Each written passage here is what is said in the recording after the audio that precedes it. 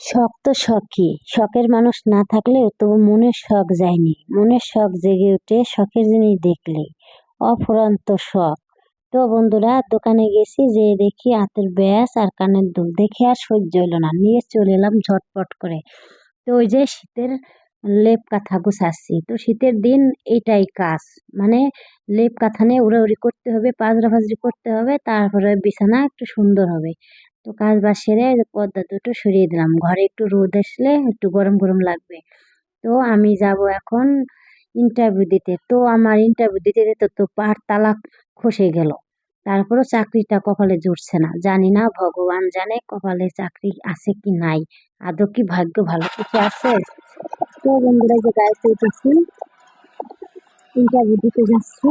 তো সবাই আশীর্বাদ করবেন আমি চাকরিটা যেন হয়ে যায়। চাকরিটা না হলে তো খুবই কষ্ট, চলতে ফিরতে কষ্ট হচ্ছে। তো বসে থেকে জোলা টাকা কয়দিন খাওয়া যায়, কয়দিন থাকে? বসে বসে খেলে রাজার গোলাও ফুরায়। তো আমারও সেই দশা হয়েছে। বসে খেতে খেতে ভান্ডারে এখন আর তেমন কিছু নেই। সব শেষ হয়ে যাচ্ছে। তো বন্ধুরা সবাই আশীর্বাদ করুন আমার চাকরিটা যেন হয়ে যায় আজই।